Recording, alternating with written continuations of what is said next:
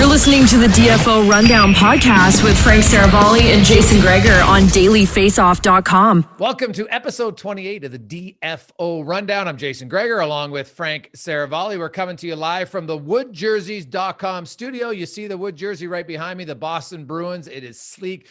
I probably should zoom in on it because the intricacies of that jersey probably don't come across as great. It looks fantastic. You can get your own. It's a wooden jersey. It's officially licensed NHL product, and they're getting more and more teams by the day. So check it out at woodjerseys.com. Frank, how you doing? I'm doing pretty well. Jason, how you doing? You know what? I'm pumped, man. Here we are. Playoff time. Playoff time officially begins tomorrow with the Bruins and the Capitals, and then you have everybody else starting Sunday, Monday, Tuesday, and then the North gets going. Really almost a week, I guess, for Toronto and Montreal. And the North has some back-to-back. I know some people are complaining. I love it. I love back-to-back games in the playoffs. Maybe it's because I grew up watching those series where it was 4 games in 5 days. There were commercial flights. Like, give me a break that players can't play one set of back-to-back games. They did it in the bubble last year. They'll do it fine this year. Yeah, and to be fair, in a normal year with a normal schedule, sometimes they're back-to-backs just due to building availabilities. Like, that happens. I'd have to think the teams in the North, though, are thrilled with just at least getting a chance to breathe. You know, you can, even if you're playing a game like the Toronto Maple Leafs are on Friday night, you know, you got a couple days to catch your breath. And also, if you wanted to rest guys, you can. And so everyone's kind of able to take their foot off the gas a little bit. Not that anyone wants to see meaningless late season hockey, but it certainly beats the alternative of trying to ram this in and start those series on Saturday. I just think the product's going to be better. Oh, 100%. And last night, first place decided the Colorado Avalanche first in the West. Also, they get the President's Trophy, so they will have home ice. That's it. I want to stop you right there. President's Trophy. That's my gripe, my rant, frankly speaking. Okay. Well, let's get right to it right now. Why do people shit on the President's Trophy? Everyone says, oh, well, if you win, you know, it's a meaningless piece of hardware. Go back and look at the statistics. 8 out of 33 President's Trophy winners have won the Stanley Cup. If you're telling me I can have a 25% chance to win the Stanley Cup, I'm taking it every single time. I am taking that hardware. I am hanging a banner in my arena, and I'm going to hope to hang another one next to it. But to say that it's meaningless, it means you're the best team in the league. You have home ice advantage throughout. And by the way, you get a $30,000 bonus per player. That's like putting $250,000 on your board to win a regular season game like the Colorado Avalanche had to do to capture the President's Trophy. You mean to tell me that they weren't going out and trying to do it? Absolutely. And so I don't buy for 1 second. I know you have a team like the Tampa Bay Lightning swept in the first round against the Columbus Blue Jackets a couple years ago. That happens. There's upsets every year. It doesn't matter whether you're the number 1 overall seed or not. I'm taking a 25% chance every single time. Dude, I completely agree with that. People mocking it, they think, well, if you finish first of all, there's a 1 in 16 chance, right, to get in. So now you're already automatically improving that by being the President's Trophy because you're the best team. And to be the best team, whether it's 56 games, whether it's 70 games last year, whether it's 82 games, whatever the season is, like, that's a grind. That means you're consistent all year long. And the playoffs, let's be honest, sometimes it can be bad luck. We've seen, nothing more recognizable than Steve Smith in Game 7 of 1986, right? Like, you know, the Oilers could have won. I think they were the first President's Trophy winner, if I'm not mistaken. Yes. 86. So it's one where bad luck can happen in a short period of time. So I'm a big believer that you a President's Trophy winner. Damn right. I'd rather hang that banner than some of the other ones I see teams division winner or something else. Yeah. Or 9 sellouts for Garth Brooks. That's hanging in Edmonton. I'm not necessarily a big fan of that banner, but that's a totally different thing. So no, I'm all for the President's Trophy, man. Colorado, really good team. They've had, especially in COVID year, man, when you've got people dealing with COVID and the after effects of COVID and, you know, more injuries than we've seen in a short period of time. Lots of more, like, look at how many players played in the NHL this year, Frank, in a 56 game season, more than we've ever seen before, ever, right? Because of injury, taxi squad, whatever. 1,000 players, I think, made it to the NHL this year. It's ridiculous. It's usually somewhere around 750, 780, 800 in an odd year. This is unheard of. Yeah. By the way, and I also think in mentioning the Colorado Avalanche and winning the President's Trophy that I sensed a significant bit of arrogance with regards to the Vegas Golden Knights this week in particular, and how they've handled their roster construction and their salary cap all season long.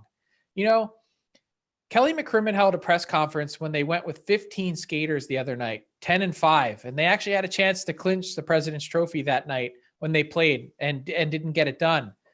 But their salary cap has pushed them into a situation where they had to make really tough decisions, and they iced a short lineup in 10 out of the 56 games this year. They gambled with the salary cap in a way that no team in the NHL has before. And you might say, oh, but I'd make, and this is exactly what Kelly McCrimmon said, is I'd make the same choices again because, look, we're playing for the President's Trophy, and that's great. But if you didn't ice a short lineup, chances are you would have already won the President's Trophy. They have 5 of their 14 regulation losses come with a short lineup, including the one the other night. And it could have been everything could have been handled better. Do you need the one extra guy every time? Do you need to put yourself in that kind of position, salary cap jail, that you can't ice a lineup? Like, it might happen to one team every now and again throughout a season, but to routinely do it and have 10 out of 56 games, that seems like salary cap malpractice to me. I didn't know it was 10 games. Honestly, I remembered, I thought I counted 3 or 4. I didn't go back all the way. So that's eye-opening to me for sure. So it's one where you're right. And it's a home ice advantage for a series now. Like, we can talk President's Trophy, but most people look at the Colorado and Vegas, and I think most people are expecting both of them to win. Mm-hmm. And now that you're getting fans back in the building, I think home ice advantage becomes more important. It's still important even without fans because of last change and matchups. But what if Vegas loses now, Frank, in Game 7? What if they lose to Minnesota instead of having potentially to beat St. Louis? Like, it creates a totally different, to me, I'd much rather face St. Louis, even though they won the Stanley Cup in 2019. They don't have the consistency. They don't have the goaltending. Their defense is obviously weaker. It's a lot different to me playing St. Louis than a Minnesota team that really kept pace with you almost all season long. The playoffs are set. And of the number 4 seeds, which is Montreal, then you've got St. Louis, you got the Islanders, and you got Nashville. Who do you like as the best upset of any 3 or 4 seed, I'll say? I think the New York Islanders, but I really want to say the Nashville Predators, and only because of UC Saros. I don't think we're talking about that enough, how ridiculously well he played. I don't know his final number in terms of, did he play 25 games, 948 save percentage? If you post a 948, you're winning your playoff series. I don't care what team you're playing against. That's happening. Can he do it in the playoffs? Not sure. Carolina's really good. I think Carolina could win the Stanley Cup. No questions asked. Like, if you said to me, you said to me 2 months later, the Carolina Hurricanes won the Stanley Cup, I wouldn't be surprised in the least. But I don't think this is going to be a cakewalk in the first round against Nashville. You know what, Frank? I had somebody text me yesterday. He's like, I think you should dive deeper on Nashville. So I spent last night looking at some of Nashville's stats. In the second half of the season, Nashville has the 4th best record in the entire NHL. And that's in a division with Carolina, Florida, and Tampa. They had to play well to get in. We'll look at their numbers. Like, it was a prerequisite. You don't get in if you don't play well. Over the last half of the year, Frank, their goals against average is 2.07. Basically, they're only allowing 2 goals a game. Now, their penalty kill still looks terrible on the year, but that's because it was so bad early on. It's actually 86% in the second half of the season. The one weakness is their power play. The other weakness is their big guys up front just don't produce much for the salary they're making. Right? Scoring goals, right? That's their concern. But you're bang on, and you wonder if they can frustrate Carolina. Like, I'll take UC Saros, and I'll be honest, UC Saros, if I was skeptical because of height. There's just not many small goalies who have that success, but he's been appointment viewing as a goaltender, and I'm a guy who loves offense.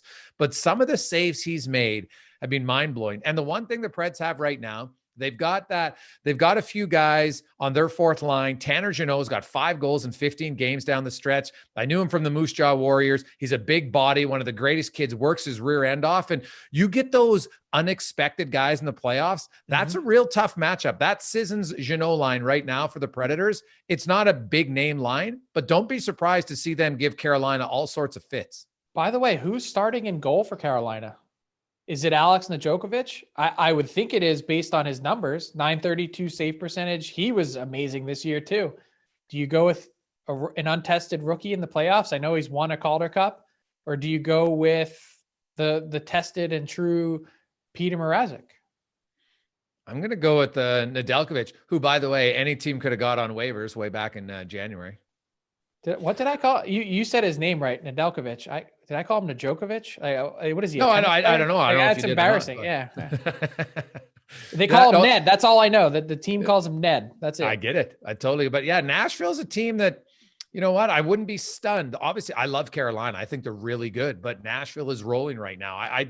The Islanders, it's hard to call it a big upset in the East because the teams are all so close. They're 6 points apart. Like Boston's, the number 3 seed, but I'm actually going to pick the Bruins in that series.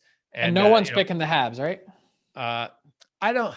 You know what's funny about the Habs, Frank? I'll say this. When you dig into numbers. So the Canadians, before they had to play those ridiculous 24 game stretch, right? They were 72 and like 38 at 5-on-5. They were killing teams. Then all of a sudden they play all these games in a short period of time and they get murdered 5-on-5. I wonder if they're rested and healthy. I still think Toronto wins, but I won't be surprised if Montreal squeaks out 2 games in that series if Carey Price and Gallagher and Weber play, because when they're healthy, the Habs 5-on-5 are a tough team to play against and they're rested. That's a lot of ifs. Fair. Plus, hey, what about Toronto's power play, Frank? How can it be? I've never seen in the history of the NHL a power play be 33% for the first 20 games and then 11% in the final 35, and they have the league's leading goal scorer. What did the O-Dog say on the DFO Rundown on Monday? He said, I'm not really advocating for anyone to be stationary, but God, do something different. That's what they're looking for, I would think, is to try and find a way with all that talent to get the puck in the net. But the X factor for Montreal is Brendan Gallagher. You can make a case for Shea Weber and being rested and Carey Price if he's healthy.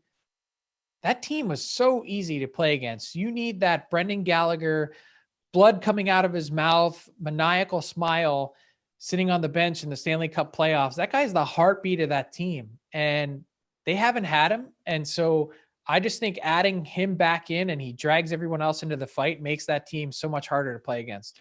So I know we did our picks on Monday for the North and the Central. So who are your 2 teams, an ultimate winner in the East, and 2 teams, an ultimate winner in the West? Okay, I'm going to say Washington takes out Boston, and I think Pittsburgh topples the New York Islanders. Topple, maybe not the right word, but then that sets up Washington and Pittsburgh, and I like Washington to win the East. And then in the West, I've got Colorado over St. Louis, and I've got Vegas over Minnesota, but I think it's going to be closer than people think. And I think when it all comes down to it, push comes to shove, I think Vegas beats Colorado. I agree with your West picks, even though I love Colorado. If they had Eric Johnson, I would take Colorado. Really? And EJ to you is the difference maker. I just think that's such a big loss on the back end come playoff time. You just look at the last few years, man, of defense core. And Colorado could easily win, but I think Vegas, Vegas might be able to pound them. And you talk about it, Frank, a lot of their losses come when they have a short lineup. Well, there's no salary cap in the postseason, right? They're not going to have to worry about that. And plus Marc-Andre Fleury right now, he's still just, guy's playing out of his mind at times. So I like their goaltending better. In the East, I'm going to take Boston and Pittsburgh. And then I will take, I think the Bruins are rolling their top 2 lines. And the thing about Boston is if Tuukka Rask struggles, Swayman's been unreal. So they have we've seen goalies struggle before. If he does, I think they can go to Swayman. And, Boston 2 months ago, I wouldn't have picked them, but they're rolling right now. And their top 6, I think, is the best in that division. Huh. I don't know. I'm not sleeping on Washington at all. Like I know you have them losing, but to me, Peter Laviolette is one of the best playoff coaches out there. He's found success, especially in his early tenure with some of the teams that he's coached. Nashville gets them to a cup final, the Flyers to a cup final, wins the Stanley Cup with Carolina. There's something about that mojo, and not to say, Bruce Cassidy doesn't have it, having gotten his team to the Stanley Cup final. It's just a little different. Well, I'll say this. The East is to me, it was the toughest to pick. if Capitals and Islanders win, I'm not surprised at all. Like they're all separated by 6 points, and it's their head-to-head records are all pretty even. It's it's almost kind of a pick 'em, really. It's hard to bet against Barry Trotz too. Like John Scott, our guest, he made that point.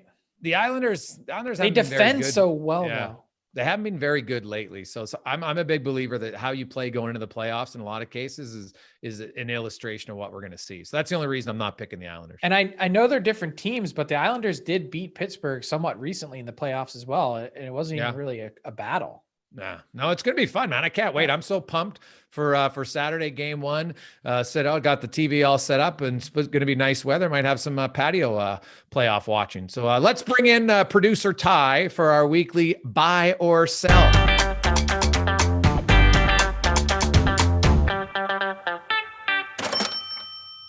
There you go. As always, buy or sell is brought to you by Jock Market. You can check them out at jockmkt.com or on your app store. The promo code DFO20 gets you a $20 deposit bonus. One guy he just had an incredible year, but he was always undervalued on the market.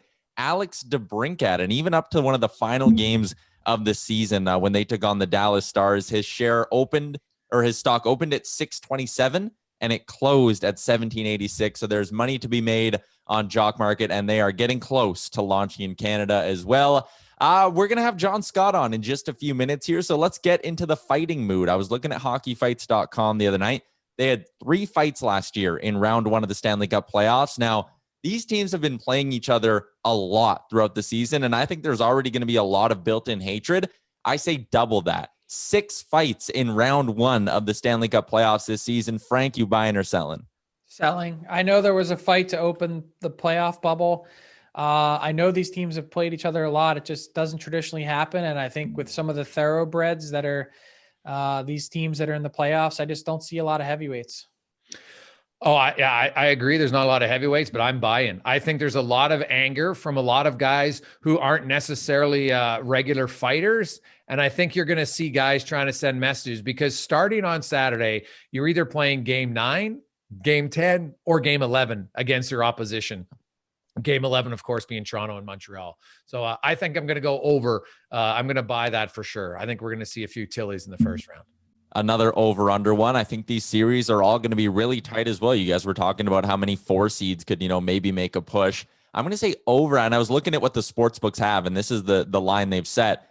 10.5 overtime games in round 1. I'm going to say more than that. I think these games will be really tight. Jason, you buying or selling? I'm going to sell. I think there'll be a lot of 1-goal games, but 10.5 overtime games, man. That's a lot. That's a lot of OT. So I'm going to go under, and I will sell. I'm going to go over. Why not? The typical number of overtime games in a playoff calendar year is 22. 22 out of 90 is roughly what they play.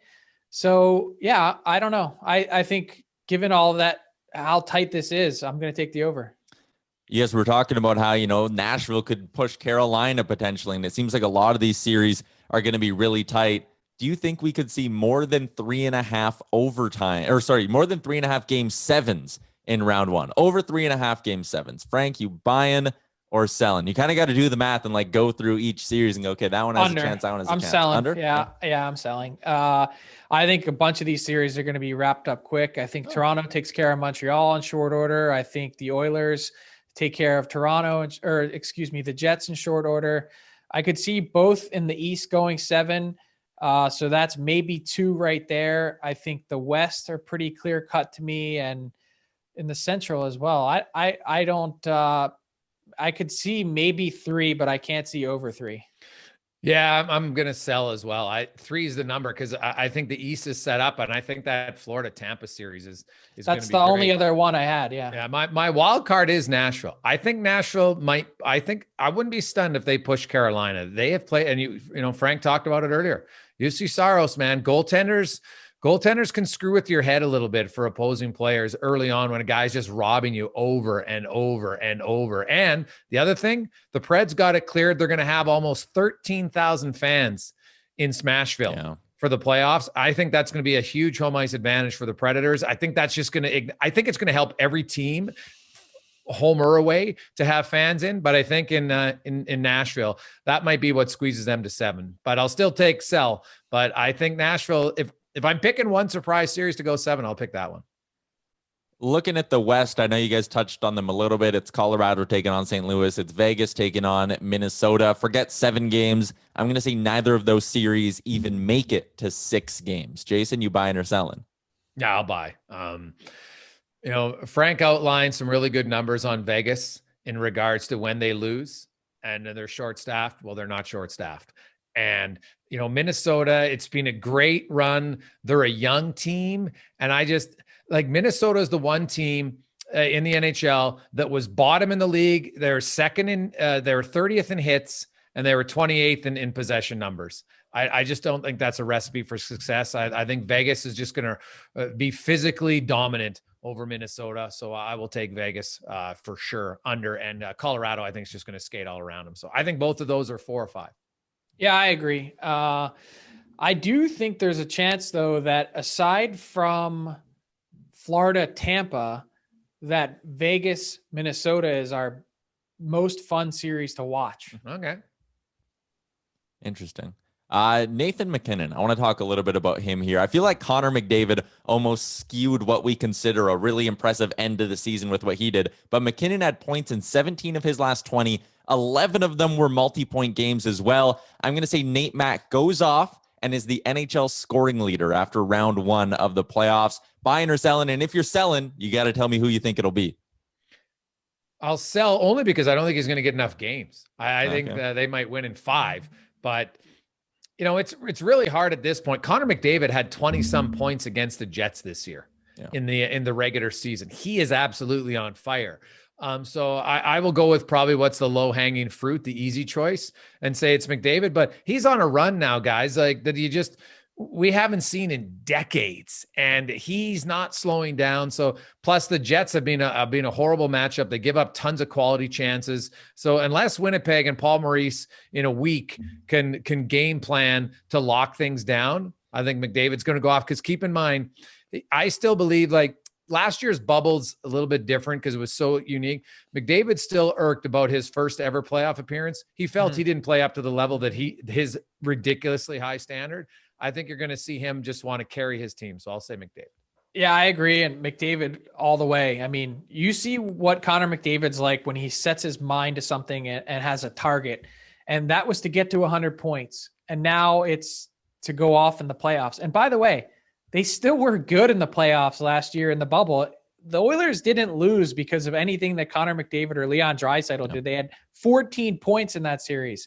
I don't understand the narrative and the criticism that came from it. You can't win when you have 860 goaltending. That's just the bottom line. And they were in the hole early with that start that Mike Smith had in game 1. And I think that McDavid in this case is going to be the playoff leading scorer after round 1 this time. I will say this though, Ty. I won't be stunned if McKinnon, if Colorado gets by Vegas, if he leads the whole playoffs. Like McKinnon, you're right. Like McDavid's just kind of gone off, but I was looking at McKinnon's second half of the season. Unreal. Like it's really been good. Really good. Yeah. It's just McDavid's been on another level. Yeah, it's been crazy. Yeah, there you go. That is Buy or Sell, brought to you by Jock Market. Stay in the game, jockmkt.com, and that promo code, once again, DFO20, gets you a $20 deposit bonus. Man, there's so many unique storylines to get to. I'm so excited for the playoffs. I can't wait. It's unique that, you got Edmonton and Vancouver finishing Edmonton's season on Saturday. Then the playoffs will start later that night. Meanwhile, Vancouver and Calgary are still finishing out the regular season in the afternoon games. Yeah. So kind of like an appetizer for someone to just like, it's what's unique about it, Frank, is, and I know that those games do mean nothing, so it's probably even worse, but it's going to show you, like, people should watch the Edmonton Vancouver game in the afternoon just to see the different level of intensity that you see in the playoffs. Because it's like, it might be tenfold, because like, what do the Oilers have to play for? Vancouver's, they're just trying to survive here down the stretch. So, I don't think there's going to be much physicality in that game. No. I don't think you're going to see much just at try all. not to get hurt. Yeah, and then you go to Boston and Philly, who Boston and Washington, and you know that Washington loves to play physical. You got the Chara against his former team angle, like that's, to me, that is such a riveting series. That might be the series I'm most intrigued to watch of all the first rounds because of the Chara angle, because of like Washington's big and mean. Boston's got some size. They got a lot of skill on both sides. Like, I love that series, at least on paper anyway. It'll be fun. I mean, it's not Florida, Tampa. I mean, that to me, like, I cannot wait to watch that series with the venom that's been spewed between those two teams, with the talent, with the storylines. Kucherov and Stamkos likely back for game one. You've got Sam Bennett, who's been ridiculous coming down from Calgary. You've got a Florida Panthers team that's, bonded together in a way that we really haven't seen since the Vegas Golden Knights. I don't know. There's lots going on there. And it's the first time these two teams have ever met in the playoffs. You're going to have mostly full buildings. That's going to be appointment viewing. So that's where I'm at. But let's get to our big guest of the day, Jason. We welcome to the DFO Rundown, former NHL All-Star. He is the host of the very successful Dropping the Gloves podcast at hockeyfights.com. He's a mechanical engineer and a father of 6 girls. The legend John Scott joins us. Johnny, how you doing? Not bad, Jason. Thanks for having me on. Oh, buddy, I'm loving the fact that you have your engineer hair going on right now. It's fantastic. You're just looking like Doc from Back to the Future, just a super smart guy. Listen, I woke up at 5 and I was like, I got to get out of the house. The kids started to scream and I was like, I don't want to deal with everybody waking up and that whole bomb. So I'm like, I'm just getting out of here as quick as I can. So I literally brushed my teeth in the car on the way to work. I'm like, see ya. That's like the opposite of a bag chucker at the hotel. When you get there on a road trip, you're like, I'm going to brush my teeth in the car. That's how quickly I got to get out. I'm gone. I don't want to be a part of this when all the kids wake up. You guys probably I don't know. If you have a lot of kids, that's the worst part. Dude, I have one, and you have 6, not only 6 kids, but you have 6 kids, 9 and under. Like you and your wife, man, like that. You guys are saints. That's outstanding. Now are any of the 9, are they hockey players? What do you got them in soccer? What sports are they playing? Nah, we skate in the winter. The girls' game isn't huge here in northern Michigan, but they skate in the summer. They're girls. They want to ride horses and they want to play dress up and they want to do dancing and stuff. So nothing yet, but I'm going to get him into golf this summer, see if that sticks. I just want something, I can do with him. Let's golf. When you say dancing, John, is that like the John Scott form of dancing on the ice, or a little bit maybe more low key? No, it's ballet. Regretfully, it's the Frank type of dancing. Yes, yeah, well familiar with that. John, well, hey, let's go ahead, Frank. No, I just wanted to start here and ask, how much has your life changed since the All-Star game and the MVP? I mean, I remember talking to you in the days and months that followed that and all the different things that had popped up for you opportunity-wise. Obviously, life is a lot different and more quiet now, but how much did everything you do change since then?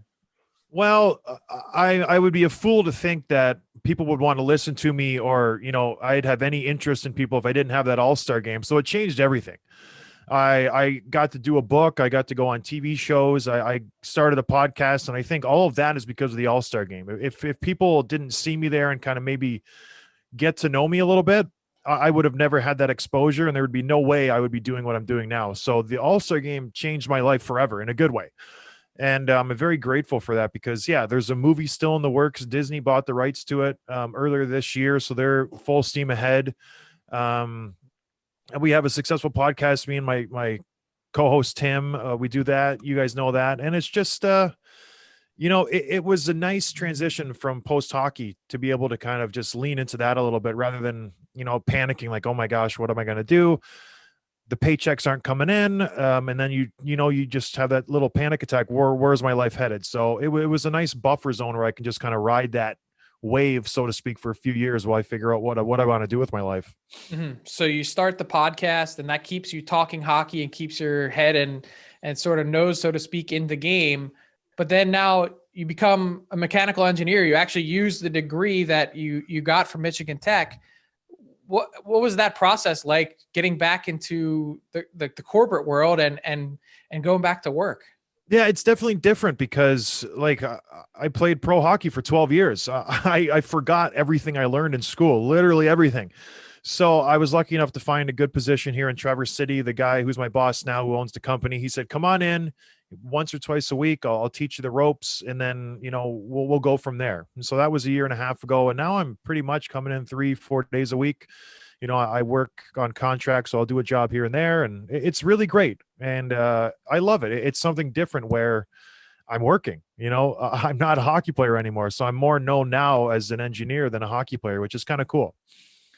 And you know what, John, it's funny because you're a mechanical engineer. Obviously got to be pretty bright to be a mechanical engineer. And, you were the tough guy. And I think it just kind of, again, illustrates how, there's such a different persona on ice, John Scott, to off ice, John Scott. And how much, when you combine that all-star game, like a lot of people remember, the Patrick Kane, having fun with Patrick Kane. How was that all-star game? I've never really talked to you in depth about it. Just going in, with all these skilled guys, and, a lot of them were like, dude, I could never do what John does. And so there was like a mutual respect for a completely different skill set. It was nerve-wracking. It was honestly probably the scariest thing I've ever done, because everybody, their eyes were fixed on me. Everything I did, they were going to analyze it, and it was going to be, you're doing this wrong, or you just over exceed expectations. So I didn't sleep for a few days before that, just because I didn't want to let everybody down. Like, there was this huge, obviously, whirlwind to get me there, and there was all these people watching me and then supporting me. It's like, what if I go out there and just lay an egg on the ice, and I'm just terrible, and these guys are skating circles around me? So I was crazy nervous going up to it. My line mates, my former teammates, Bernsey and Pavelski, they just said, "Listen, we got you. Go to the net, put your stick on the ice, and it'll be fine." And thankfully, I scored my first shift, and that just kind of, the massive gorilla got off my back, and I could have some fun with it. And we had a good coach. Daryl Sutter was the coach, and he was just really cool. He's like, "Listen, all the boys want to play with you. Let me know if you're getting gassed. We'll take care of you. We'll make sure you're not out there very long." And it ended up just being a great weekend, and we had fun with it. The skills competition was a train wreck. I couldn't stop shaking my hands and stuff. The hardest shot, it was a blur. It was a mess, but it was just a good weekend. But boy, was I nervous, Jason. It was crazy. Funny that you say nervous, and I understand it, because you're on such a big stage and everybody's there, and you just don't want to embarrass yourself. But were you ever equally nervous before a fight? Oh, all the time. Every single fight. Hey, you have to understand that when, like, I was arguably one of the top 2 or 3 guys in the league for my career, and it's like, you have to win every fight. There's no other end to this, or else I look bad. I have to convincingly win every single fight, or else I've lost a step, or else I've lost a fight. If I don't pummel you, that guy wins. So every single fight I was in, I felt that pressure. It's like, you need to decisively win this fight, or you lost it. And I've talked about this with George LaRock many times, because he felt that same pressure. It's like, you're the biggest, baddest guy, and if you don't win this fight, knock the guy out or do whatever, it's like it's a failed fight. So before every game, it was nerve-wracking, because like, these guys, they wanted to knock my block off, because I was the guy in the league for so long. And it's like being the Stanley Cup champ. You're going into every rink, and it's like, guys are getting fired up to play against you. Guys are getting fired up to fight me. It's like, golly, like, it was every night I was just, who am I fighting next week? Oh, we're going to Toronto. Who's it going to be? Oh, we're going to Edmonton or Calgary. Who's it going to be? It wears on you for a while, but it just comes with the territory. I was going to ask, John, did you have a routine? Like, when I covered some of the heavyweights that came through Philly, I remember I'd be in the locker room, morning skate, and they'd say to me, "Hey, Frank, is Colton Orr dressing tonight, or is so-and-so?" Did you go through that? You mentioned like, "Hey, I might have to fight that guy when I know I go into this town," but did you have, part of your game day routine, something that you thought about, or did you lose sleep at all? I would honestly, I'm not just saying this because I'm partners with them now. I would watch hockeyfights.com always. So if I knew I was going into, say, Anaheim and we were playing Perils, I would watch his fights for 2 days prior, just to figure out what he's doing, how, if he's doing anything different. And then that day I would go in, like you said, I would talk to my trainer, because usually if you're a road team, the home team skates first. I'm like, "Hey, did Perils get bag skated? Was he on the ice at the end of practice?" He's like, "No, he was off for real." I'm like, "Okay, so I'm going to fight tonight." And then you completely switch how you're prepping your game. It's like, okay, all I'm thinking about is a fight.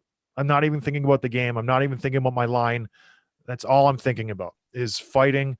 What am I going to do? How is this going to go down? And I prepped the whole day for that fight, honestly.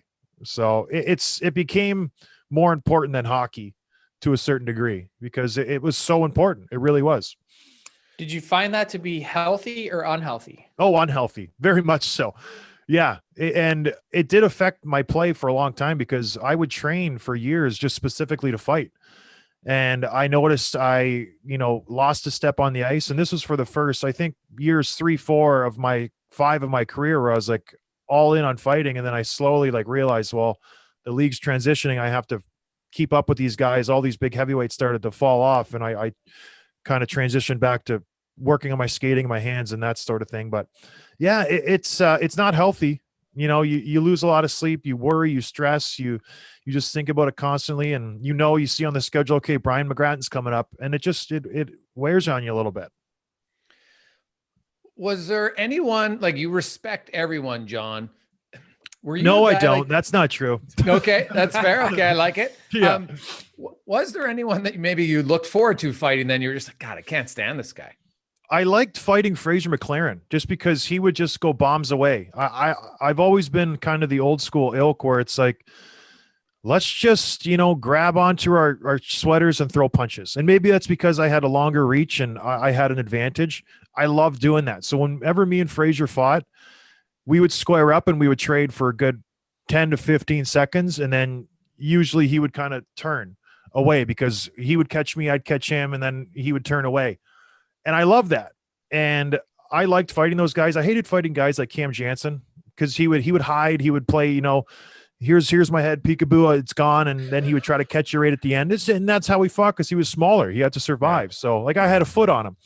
But I was just, old school. I loved watching the old fights with Probert and Grimson and those guys. And it's just like, gosh, was that awesome, right? Just let's just see who's got a stronger face and just punch each other in the face for a good minute. And it was just unbelievable.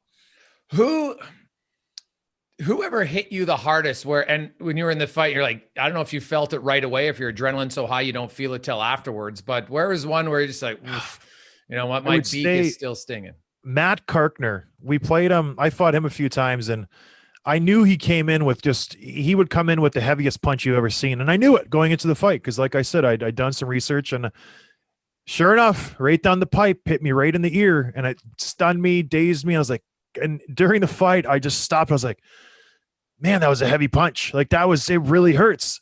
And I had to re-engage. I'm like, okay, we're still fighting. I didn't go down, but boy, was that a heavy Matt Karkner. And then DJ King really belted me one time right in the face. It shook me to my core. That was a heavy one too, but it's not fun to get hit. I've never got hit really, really hard that often, but when you do, it's just, your world stops and you're like, boy, that was a good punch. But you never really fought though until you turned pro because you're playing collegiate hockey. There's not a lot of fighting there. So how did you learn? How did you get better? Strutty, my co-host, told me when he got to pros, he barely fought. He just kind of had to learn and figure it out. And he goes, I learned the hard way. Were you the same or were you kind of a natural fighter? I fought in the bars growing up as a kid, so I knew how to protect myself. My brother wasn't the best egg. He in and out of jail his whole life. And he kind of taught me a few things, but then I fell into a situation in Minnesota where they had Derek Boogard and we roomed together. We trained together. We trained in the off season for a few years and he just took me under his wing. He's like, this is what you have to do. We trained at Minnesota top team in Minneapolis with Jeremy Clark. And he honestly changed the way I fought because I used to fight so scared and so nervous. And I was always afraid of getting hit in the face. And Boogie's like, listen, you got to take one or two to get one of yours, and then you'll win the fight. And that's how I fought from there on out. I would gladly take one or two punches from anybody in the league if I could land one of mine. And so it just kind of changed my way of thinking in fighting because when someone throws a punch, they're not playing any defense. So he's like, you're going to have to eat a punch in order to get yours down the pipe. So he changed my whole way of thinking of fighting. Instead of being defensive and scared, he's like, just go on the offense. You watch Derek Boogard fight. That guy doesn't play an inch of defense at all. He just sits there and waits. And then once he lands a punch, your life's over. He ends your life. John, yesterday, May 13th, was actually the 10th anniversary of Derek Boogard's passing. I was wondering, you mentioned him a bunch of times. How often do you think of the Boogeyman? It's funny. More often than not. Yeah, we were good friends. Like I said, I roomed with them on the road when I was with Minnesota. Our wives were good friends. We vacationed together. He comes up a lot just because it was so kind of sad how he passed. It's funny. He called me the week before he died. He called me and I just missed his call.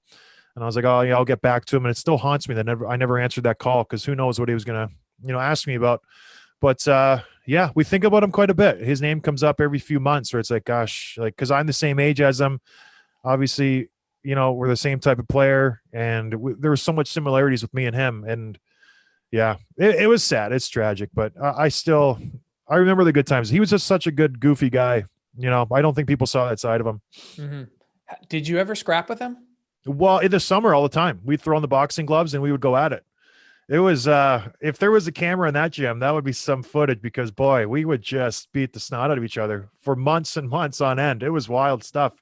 We'd throw on karate gis.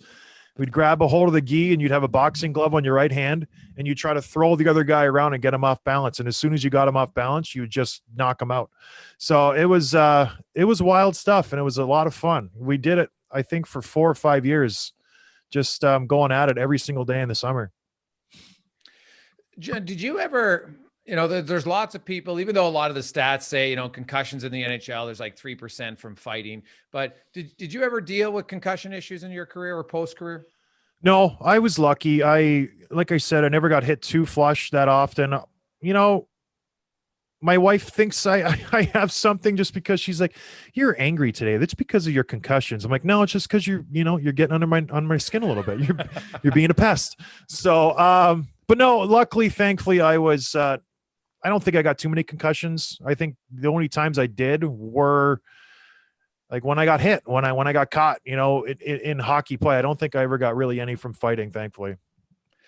Speaking of your wife, how was she? Could she watch you fight? Did she get more aggressive? You mentioned you were tentative early till you met the boogeyman. How was your wife handling, watching her husband have to throw down? She didn't care. She didn't like hockey. She was like, this is a means to an end. She's like, I like the paycheck. The game I could do without. It was, she didn't like the lifestyle. She didn't like me going away for weeks at a time on road trips and stuff. So she didn't really care for it. When I retired, she's like, this is the best day of my life. Like, I can start my life with you, because during hockey, I was just not present. I was always gone. And, the hockey players have a reputation, and she didn't like me being on the road all the time and this and that. It was just a strain on our marriage. So she was happy when I was done. She's like, good. All right, now we can move on. That's done. You can go be an engineer. Let's go. No more hockey talk. So she was happy, but she was the one who kind of changed my mind about fighting, where I went from being scared to being confident, because I was lying in bed one night. And this is a true story. I was just on my phone researching fights. I think we were going to play Calgary the next day, and I was like McGrath, and I was super nervous. And they had Kevin Westgarth too, or no, maybe they didn't. But anyways, I was looking at somebody, and she's like, oh gosh, go to bed. And it was like 1, 2 in the morning. And she's like, well, okay, how big is this guy? And I was like, oh, he's like 6'5", 230. He's an absolute killer. And she's like, John, how big are you?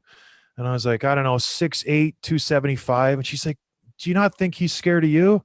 And I was like, oh, you know what? He probably is pretty scared of me, because I just something clicked. I was like, you know what? I am pretty big. So maybe I shouldn't be scared of these guys, because you just see them and they're like massive humans. Then you forget that you're bigger than they are. So I don't know. And then it just clicked, and I was like, all right, put my phone down, slept like a baby, and I never worried about it since. That was huge for me, just to realize that maybe you are scary. That's an awesome story. And John, one of the things that you and I had talked about just following the All-Star game, and it was so interesting that you mentioned that your wife's view of the game was that it was a means to an end. And in our conversations, I felt like in some ways that might have also been true with you, in terms of, just kind of all that you went through, especially towards and in and around that time. Did you ever feel that way about hockey? Did your view change? I mean, maybe obviously you start and you're excited. Did it get to that point in your career? Oh, without a doubt. I think that happens with everybody but Patrick Marleau. because he just loves that game, boy. He really does. But no, it becomes a business. It becomes something where you realize that, listen, you're making a lot of money doing this, so you're going to do everything you can to stay in the game. And I think after, the third or fourth time a GM lies to you or a coach tells you something and it's, he doesn't mean it, and you become jaded. You become just a part of the system, and you have to worry about yourself, and that's what it comes to. And I realized that, I think, in my third or fourth year, where it's like, okay, these guys don't care about me. I got to worry about myself. I need to put myself in a good situation. I need to work on what these teams want me to do. And that's what I did. I wanted to, you're making a ton of money, like you're making millions of dollars, and you want to continue to do that for as long as you can. So I did that. I made sure I was a good teammate in the locker room. I made sure I won all my fights. I wasn't a distraction. And that's what kept me in the league for a lot longer than a lot of these other tough guys. So, it became like a job for me. It wasn't a passion. It wasn't something I had fun doing. It was a job for me. And I think that's, a lot of guys would say that, at the tail end of their career, where they just want to, make that check and go out there. Hockey's fun. Don't get me wrong. I love doing it, but you have to be realistic about, okay, like I want to stay in this game, and this is what I have to do to stay in this game. Mm-hmm. Now that you're out, this may sound like a dumb question, but I've always wondered, how are your hands? Do you have any issue with your hands? Constant arthritis, and just they're sore when it's cold out. Yeah. Like every other fighter, my thumb's busted up. My fingers are all broken. It's just, it's the nature of the beast. You punch helmets, you punch glass, you hit, the wrong part. I had my thumb ripped off in a fight because I missed him and I hit his jersey and my thumb literally came right off. So they're sore. It's just, the price you pay. So yeah, I don't know. My face is sore. My hands are sore. It just happens. Where did your thumb come off? What fight was that? It was in the AHL. I was fighting Troy Bodie. I went to throw a punch and he must have moved, or I just missed, and it hit the jersey above his collarbone. And literally it was called a compound dislocation, where the knuckle on your thumb breaks and it pokes through the skin. So I literally threw the punch, came back, threw another punch, and the ref's like, "John, your thumb." And I looked and it was folded right over.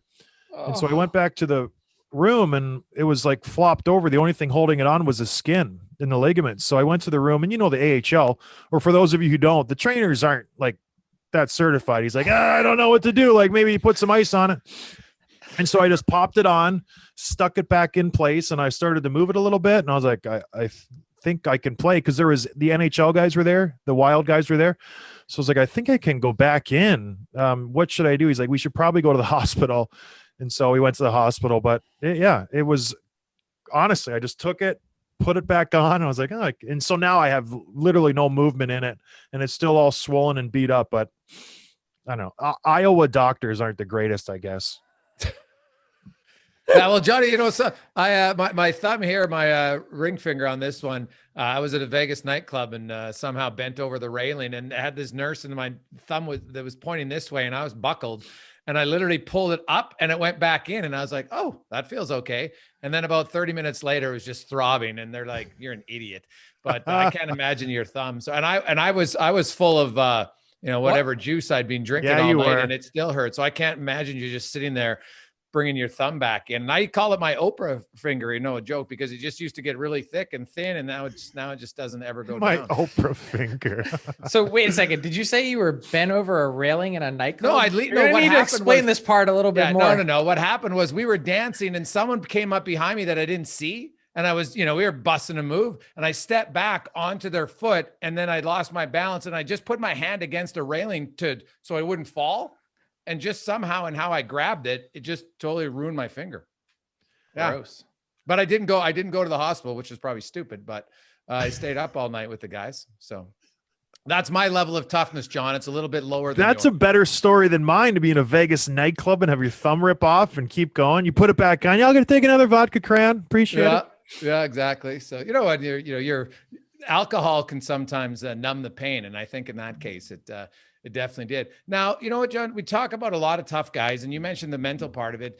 the reality for a lot of them, they admitted that, they had, substance abuse issues. Was that ever a challenge for you at all? Or were you able to not have to medicate that way when you played? I didn't really, the only time I had an issue, I had my nose crushed and I had to get it fixed. I couldn't breathe, and I had surgery, came off, started taking, I think it was Percocet.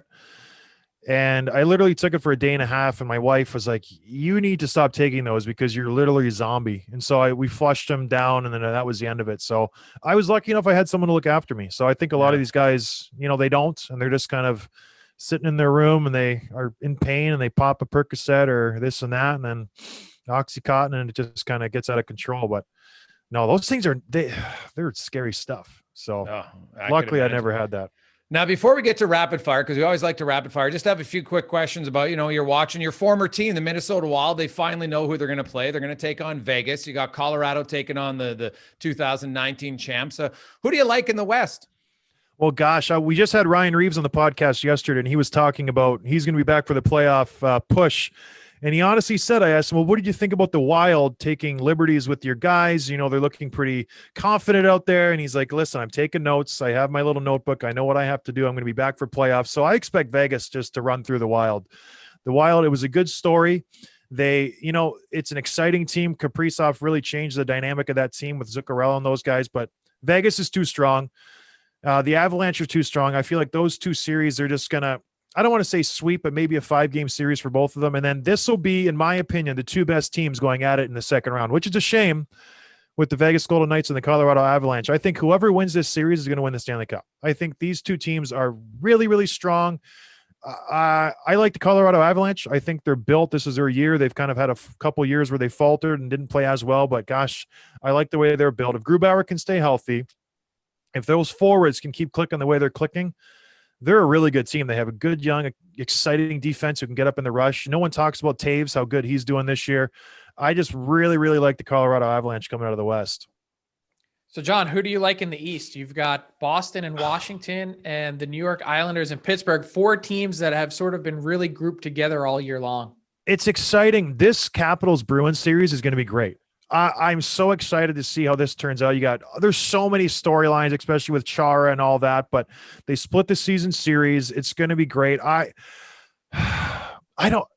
want to pick Washington just because I don't like the Bruins, but for some reason the Bruins always managed to pull it out. They were all for dead 2 months ago. Remember, everyone was writing them off at the deadline. Like, this team is done. And all of a sudden you get Taylor Hall and they're a completely different team. So I like the Bruins in that one. And then can you really pick against Barry Trotz? Can you? Like, they always seem to be the underdogs. Everyone just doesn't take them seriously until they win a few rounds. I honestly like the Islanders coming out of the East. I think their pickups of the deadline, Palmieri and Zajac, are going to really turn it on in the postseason. They're going to do what they were brought in to do.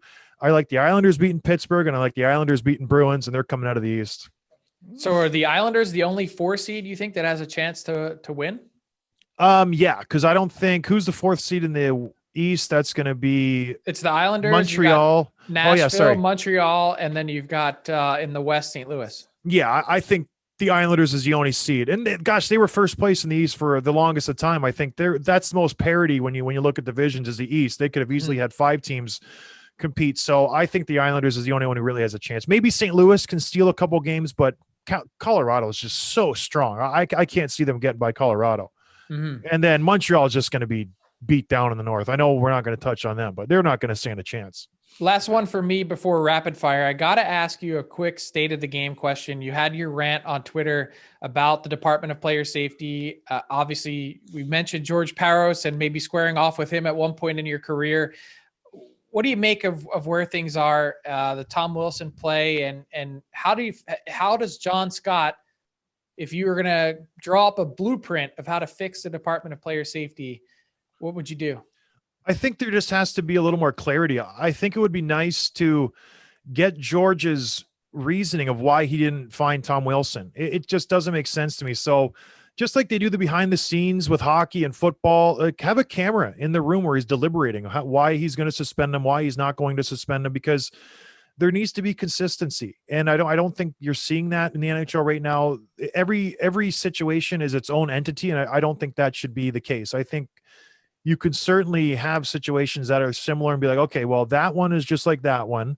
So we're going to kind of suspend the guy the same way. So it would be nice to have a little bit more just behind the scenes look of what George goes through, because no one knows what he was thinking, deliberating about with the Tom Wilson thing. He just came out and goes $5,000 fine. It's like, okay, well, why? Tell us why. Like, let us know what you were talking about. It'd be cool to have just a camera there, but they'll never do that because, obviously Gary Bettman's in the room saying, don't suspend Tom. So, but I don't know. I don't know if there is a way to change it, just because there's always going to be people who hate the decision. There's always going to be people who love the decision. You're never going to please everybody. And it's just the nature of the beast. He's just trying to do his best to kind of make everybody happy. But I think you need to, okay, if you knee a guy, you're going to get 3 or 4 games, depending on the severity. If you hit someone from behind, it's going to be 4 games. If you do a dirty play, you're going to get this amount of penalty. I just think there needs to be a standard set. And then based on the severity of it, you can adjust the suspension. Now it's just like, oh, who knows what's going to happen. If you spear a guy, if you butt end a guy, you're going to get 2 games. That would be good for me. So players know exactly what you're going to get. Well, basically a hip toss is a $5,000 fine is what we understand now. Yeah. Choke slam, hip toss, hair pull is $5,000. Yeah. A little wrestling, a little WWE. John. Or if you're in a nightclub for Jason, that's just a good time. Yeah. I don't think so. Let's get to rapid fire, John. The only rule is you have to answer every question. We like to have a little bit of fun with this. Rapid fire today is brought to you by Manscaped and the new Lawnmower 4.0. It's officially launched. Want to keep everything nice and trimmed down there, fellas. As Frank likes to say, it's a gift for your wife. Check it out at manscaped.com. Use the promo code DFO21 and you'll get 20% off and free shipping. John Scott joined. Okay, John, I'd like to know, what did you say to Phil Kessel right before the face-off? I leaned over. I said, Phil, I'm going to jump you. Heads up. And did you guys laugh about it afterwards? I will give Phil credit. He knew he couldn't take down John Scott, but he did give you a pretty good slash on the skate laces. True story. After the game, I saw him in the hallway and I grabbed him by the neck in the back. I'm like, Phil, I'm sorry I did that. My bad. And he honestly just was super pissed. So he did not like that at all. So I've tried to text him here and there and get him on my podcast to talk about it. And he just flat out ghosted me. So he was not happy about the whole situation. That's funny because you didn't really do anything to him. No, I didn't touch him. Didn't even touch him. Yeah. You just said, I'm going to jump you, but you didn't actually do it. It just scared him. And so I understand why he was so angry about it. That's kind of funny. Of all the teammates you played with who wasn't a fighter, who do you think, who would have been the best lightweight fighter amongst guys you played with? The lightweight fighter, I would have to say someone who's going to be strong. Gosh, like a Marek Zidlicki, who was just a little bulldog, compact guy, never got into a fight, but just super strong. So maybe a Zidlicki. That's a way off ball answer. That was, yeah. I like that. I totally never would have guessed it at all. Now, you're a mechanical engineer. What is the difference between a chemical engineer and a mechanical engineer? Chemical engineers are very smart and they deal with chemicals. I took one chemistry class in college and I absolutely hated it. I just squeaked by. I think I got 55%, but they're very smart. Mechanicals are the more practical guys. Your favorite goal you scored in the NHL? So many, Jason. I would say the when I went top shelf on Holtby, that was a cool one. Top shelf, okay. And what is John Scott? Maybe after a riveting podcast or watching a playoff game, what is your cocktail of choice? Just I'm a simple guy. Labatt Blue. Just give me a beer. Give me 6 or 7 of them, and I'm fine. Okay. And if you could give Connor McDavid any advice in an all-star game, what would it be? Get voted in by the fans. And no, gosh, I'm not giving him advice. Just win the MVP. It's pretty cool. I would think so. Well, John, thank you so much for joining us today. Also, continued success on your podcast, Dropping the Gloves. It's just killing it. It's awesome. I have one more rapid fire for John, and apologies for this late entry, but I had just was reminded of this scene. Let me set it for you. So John Scott comes into TSN for Free Agent Frenzy. He makes his TV debut, and afterwards we go out for dinner and a few pops. And at some point in the night, we link up with, it's myself, John Scott, another media member who shall remain nameless because I didn't ask for permission to tell this story, and Brendan Shanahan and Lou Lamorello. And we're sitting there, and this is a few years ago, so I'm still kind of new, and I'm like Odie in Garfield. Like, I just sit there in the corner, kind of like mind my own business, don't say anything. And at one point, totally unprompted, Lou Lamorello says to John Scott, "John, time to hang it up." Like, it was just full, like, your career's over. You had a great run. Just giving you some advice. That's it. And like, I was just like, oh my God, is he going to punch him? Like, why are you telling John Scott what to do? What's going on here? And I was curious, and I don't know if I asked you, but what was your reaction in that moment? It was one of the most strangest things that had ever happened, because like you said, it was just like, we were just having a nice conversation. And then Lamorello goes, "So you're going to hang him up, right, John? Time to go. You know, you've had your good run." I was like, I don't know, you know, and you don't want to get into a fight with Lou Lamorello because he was a big deal, and Shanahan's right there. And they're just like, it was so strange. I was upset. I was insulted. I'm like, this prick is telling me to hang it up. And I just literally am coming off like the whole All-Star debacle. And I was thinking about playing, you know, I was entertaining the idea, but he just like, I was like, all right, you know, good piece of advice, Lou. I'll take it into consideration. But I was like, shove it, buddy. Like, I don't need your input. If I want it, I'll ask you. And if not, just keep your mouth shut. So I wasn't too excited that he told me that, but hey, I did hang him up. So I did take his advice, I get, but well, it was strange, right? It was so weird. I just want to say, for the record, I was terrified. I don't know if I already put that out there, but like, I was sitting there like, please, no one look at me. Like, I'm not I'm not saying a word here. Like, I'm just an innocent bystander. But it was a weird situation where we did not plan to meet up with them. We just went to this little bar. Happened. Yeah. And they're sitting in a dark corner, and we're like, is that Shanahan and Lou Lamorello? And the person we were with, who remain nameless, he knew them. So we went over and sat with them and stuff. And it was it was so bizarre. It was really weird. It was. Well, what a time to be alive. Yeah. Right? It was funny. Funny a guy like Lou would say that. Like, you'd think Lou, if any, would be encouraging everybody to stay around as long as you possibly can. So yeah, but right. What is he? 85, 90 years old. But listen, he knows his hockey. He's going to be a Hall of Famer. Oh yeah. And he is a Hall of Famer. He is already? Yeah, he was inducted a long time ago. Well, there you go. He's a Hall of Famer, so you can't really dump on him. He's done more in hockey than I ever wished to do. So whatever. He knows better than me, I guess. Good times. Well, John, hey, you're having tons of success. Not many guys can say they're the MVP of the All-Star game and now have a very successful podcast. So you're doing all right. I have a trivia question. Who is the only two guys who retire after winning the MVP in an All-Star game? Yourself and Wayne Gretzky. Boom. Frank knows. Yeah. See? Yeah, there you go. Well, hey, Gretzky and Scott, it's like peas and carrots, John. Not bad company. What can I say? What can I say? John, we'll have to get you back on again. We really appreciate it. Continued success, and enjoy the mechanical engineering, whatever that entails. Oh, it's riveting. Thank you, guys. Thanks for having me on. Good luck. Sharpen your pencil, John. Thanks a lot. Take care. See you guys. John Scott, man, what an absolute beauty. Like, he's just so calm and direct in his approach, Frank. It's not a surprise he's successful in his podcast for sure. People can get it at hockeyfights.com. But also just, his honesty, and it's a hilarious story with Lou Lamorello. You're sitting there and Frank's just like, "Can I have another beer, please? Give me another beer." Hurry up. Yeah. Waiter, please.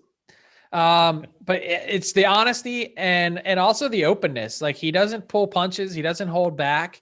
And he's always sort of been true to himself. I mean, we look at John Scott as, I made the joke about sharpen your pencil. He's a mechanical engineer. But as he was playing at Michigan Tech, he was the guy studying for engineering tests on the bus. Like, we think of these, everyone has this idea of what the NHL's tough guys are like, and enforcers, goons, his book, a guy like that, and the different narratives that exist. In my time covering hockey, I have found every single enforcer seriously, without fail. It's one of the only rules in hockey is that they are pretty much all tremendously good people. And that's how they make it in this game. It's a real honest living. And I'm glad for John Scott that he's stayed true to his roots. I know, it's awesome. Speaking of awesome, Frank, I know you haven't got it, but look at this. Got the DFO Rundown, the first one, hot off the presses. So people can get those. I love it. You can check it out at nationgear.ca. Frank, quickly, Who's in the Stanley Cup final? I'm going to say Carolina against Vegas. Carolina, Vegas. I like it. It's hard to pick against that. I'm gonna say, I could say Colorado, Florida. Like there's so many things that I'm thinking. I know. Like, I'm gonna go Boston versus Vegas. all right. Yeah. Well, then we'll meet in Vegas, and then maybe You know what? I think the other day we'll go to a nightclub. We'll go to Vegas. We'll go to a nightclub, and then we'll check your finger, and we'll have 1 million vodka Red Bulls, and we'll have dude, fun. you know what? I at this point, I've said this all along, man. I can't wait to. I would go to a party in a field right now. Like there's nothing. Like just give me in a field, man. I don't care. Spoken like a true farmer. Just anywhere. Just a good old fashioned bush party, Frank. You know, God, like just anything here. Like we're still in lockdown. We're living here in the U.S. The mask mandate is ending. Hey, it's amazing what vaccine. Please get your vaccine, folks. That's all I have to say. Please get your vaccine. Have a wonderful day, Frank. We'll talk to you setting up next week. We'll have some playoff hockey to talk about. Sounds good. Bring it on. Thanks for listening to the DFO Rundown with Saravalli and Gregor. Keep it locked on dailyfaceoff.com and subscribe wherever you get your podcasts from to never miss an episode.